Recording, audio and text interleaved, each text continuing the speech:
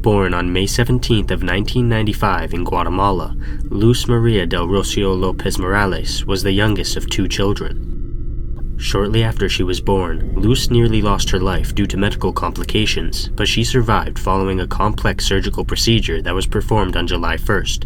She was only 45 days old at the time. During her adolescence, Luz was described as independent and athletic. She played sports and took dance classes.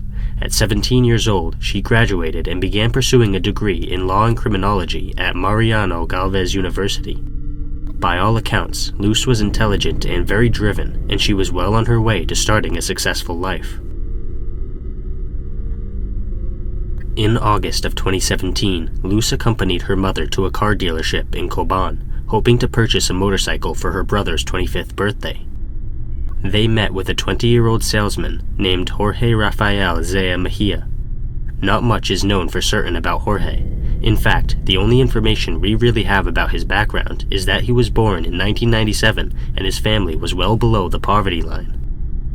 After searching the dealership's selection, Luz and her mother decided not to buy anything yet, but they left their phone number and took a business card. It did not take long for Luz to receive a phone call from Jorge, but the conversation was not about motorcycles. This was a social call, and Jorge continued to call throughout the following week. Before long, Jorge had asked Luz out on a date, and Luz accepted the invitation, finding the salesman to be attractive and fun to talk to. The date took place at a cafe, and it went very well, which led to Luz and Jorge becoming a couple. Their relationship began to move at lightning speed. Before the end of the year, Luz and Jorge had moved in together, and they quickly tied the knot in December. Neither of their families approved of the speed and intensity with which the relationship was progressing, but their concerns fell on deaf ears. The couple seemed to be head over heels for each other, and nothing was destined to stop them. An unforeseen setback with the wedding venue occurred at one point, but this did not deter them. They ended up putting even more money into the wedding than they had originally planned. Shortly after they had become man and wife, Luz became pregnant. Unfortunately, her pregnancy made it far more difficult for Luz to find a job, not to mention the fact that she had not yet graduated with her intended degree. Nevertheless, her marriage continued happily until December of 2018, when the first cracks in the facade started to show. Luz's father witnessed Jorge striking his wife. He confronted his son-in-law, asking why he had become physically violent, and Jorge did not provide a reason. Instead, he simply told his father-in-law that he would change.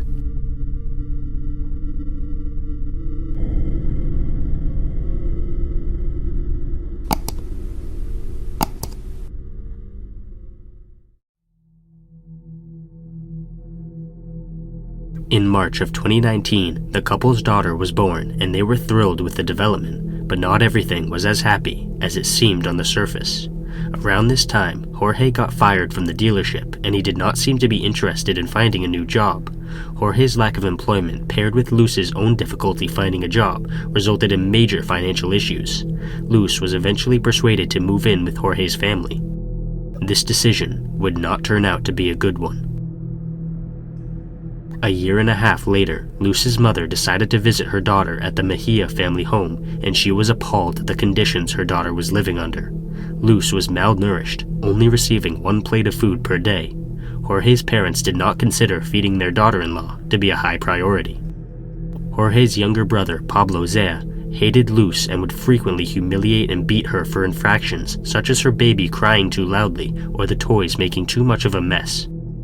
At one point, Pablo even threw a baby bottle at the baby herself because he had found the bottle in the bathroom. Throughout all of this abuse, Jorge simply sat there and did nothing. He didn't even seem to be affected by the fact that his wife was on the receiving end of constant torment. Following her visit, Luz's mother convinced Luz to take her baby and move back in with them. Luz agreed and took her daughter back to her parents' house, but Jorge wasn't about to let that happen. He showed up on their doorstep, begging Luz to move back in with him. Luz agreed under one condition. Jorge would have to find a job and they would find their own apartment. Jorge accepted her terms and they found a new home together. In August of 2020, Luz graduated with her degree and secured a job in the prosecutor's office in Guatemala's public ministry. She was responsible for criminal investigations and she specialized in child abuse and exploitation. To put it simply, Luz was a hero who fought every day to make her country a safer place for children. The couple's financial situation improved drastically, and Jorge even used the car Luz purchased as a taxi. To anyone on the outside, Luz and Jorge appeared to be a happy and successful couple who couldn't possibly be having any unusual problems. However, appearances are often deceiving. Despite being a taxi driver, Jorge barely ever took the car out. He did the bare minimum necessary to keep his wife off his back, and he routinely spent her money on beer and nights out with his friends. He was horribly jealous of any attention Luz received, which resulted in him becoming extremely controlling. He did everything in his power to prevent her from making new friends, and he even forbade her from having lunch with her colleagues. Jorge even went as far as to track down Luz's colleagues and threaten them for being near his wife. Aside from work, he refused to let her be alone, and she wasn't allowed to take public transportation to work. Jorge would drive Luz everywhere, constantly check her phone, and forbade her from creating any social media accounts. To top it all off, he would blame her for any and all problems their family encountered. Even when nothing bad was happening, Jorge would make up an excuse to start a fight. Their neighbors were kept awake by routine screaming matches, and Luz's face would often be bruised.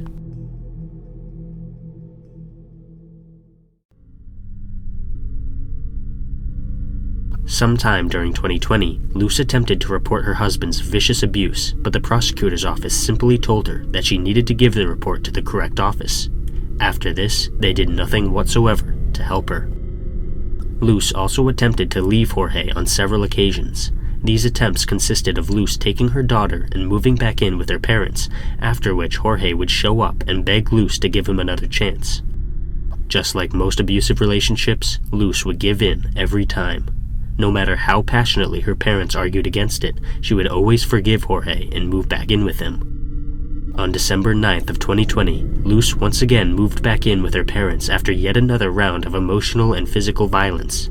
She was so badly injured that she was unable to park her car properly, and her brother had to do it for her. On December 17th, Jorge showed up begging for Luz to come back. He promised to change and even told her that he had gotten a job.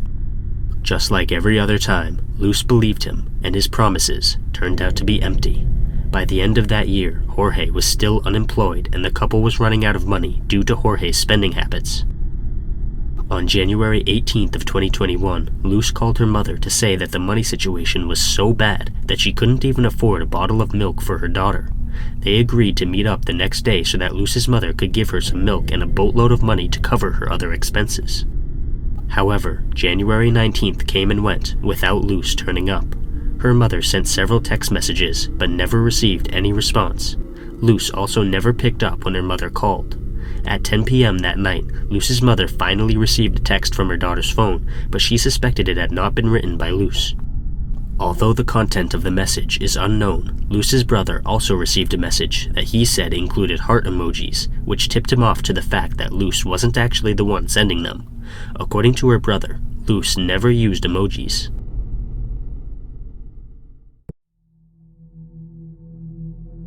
On January 20th, her mother went to the prosecutor's office to ask about her daughter, but they told her that Luz hadn't shown up for work in 2 days.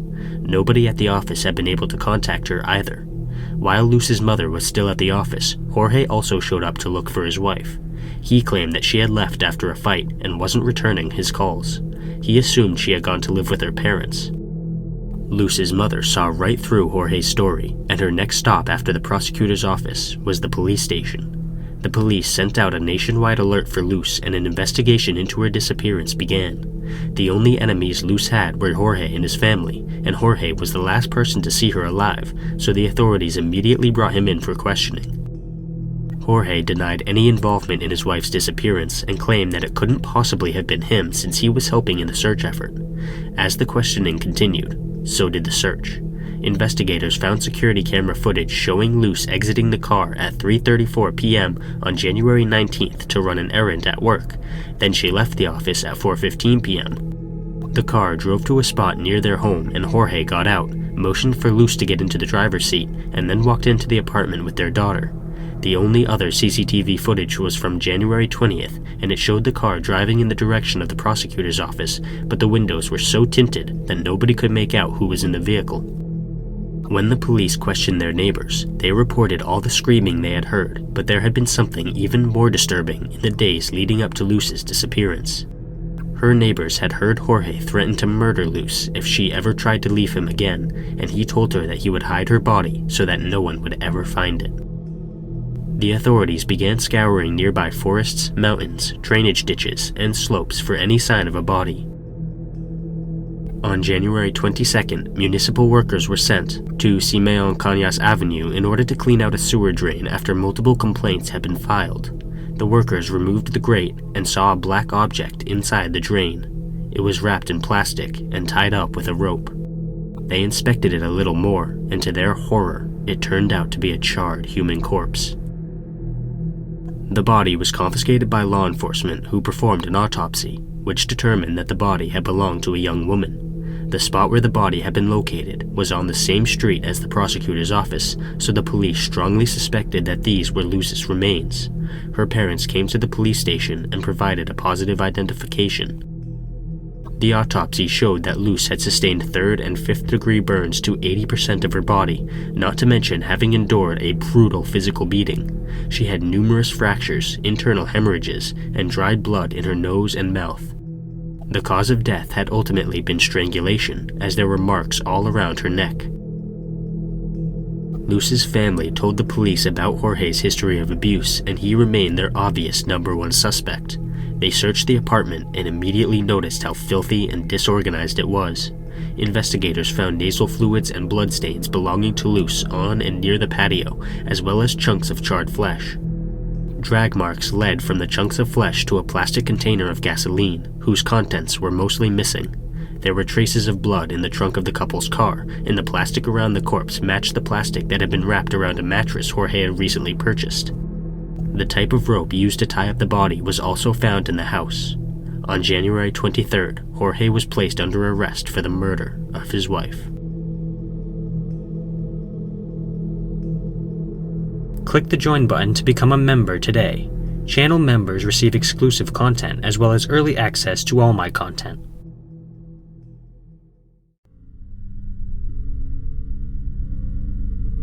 With a mountain of overwhelming evidence, Jorge continued to insist that he was innocent. The police actually gave up on trying to get him to confess because his guilt was so obvious. Instead, they began to reconstruct the crime. On January 18th, late at night, the couple had yet another fight that ended in a vicious beating. At some point during the violent outburst, Jorge wrapped his hands around Luz's throat and strangled her to death. He then dragged her body into the backyard, poured gasoline over it, and set it on fire. His plan was to reduce the body to a skeleton so he could dispose of the bones, but the fire had produced a great deal of smoke and a foul stench, so he quickly extinguished the flames before anyone else noticed. He proceeded to wrap the corpse in the plastic sheet, placed it in the trunk of Luz's car, and began driving around aimlessly while he tried to find somewhere to dispose of the body. The next morning, he went to the prosecutor's office as a means of alleviating suspicion. Jorge's trial caused outrage amongst the public in Guatemala. His attorneys did everything in their power to delay the trial, even claiming that he had COVID at one point. They attempted to get the case dismissed by writing off evidence and witness statements as circumstantial. They even tried to paint Jorge as a victim by claiming he had become depressed as a result of the trial. Almost a year after the murder itself, an evidence hearing was conducted. The defense attempted to delay the proceedings even more by having their own forensic pathologist look over the evidence. Luz's mother testified passionately against Jorge, after which she asked the judge for protection because Jorge's family had been sending her death threats. She also mentioned that Luz's daughter had watched the entire murder from start to finish, and she had been understandably devastated by PTSD. The trial finally began on July 26th of 2022, and the evidence was presented before a jury, but there were two additional pieces of evidence.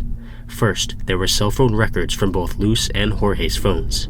These records showed that both phones had been pinging off cell towers from the same location after Luz's death. His defense tried to argue that he had found Luz's phone while looking for her, but this story ignored the fact that Luz's phone had continued to send messages throughout the night. The second piece of additional evidence was a bevy of scratches and bruises on Jorge's body after the murder, which suggested that Luz had fought back. The defense pointed out that no skin cells belonging to Jorge had been found under Luz's fingernails, but the prosecution responded that the fire would have burned them away. The doctor who oversaw Jorge's medical examinations in prison was called to testify, and he said that Jorge's injuries were consistent with defensive wounds.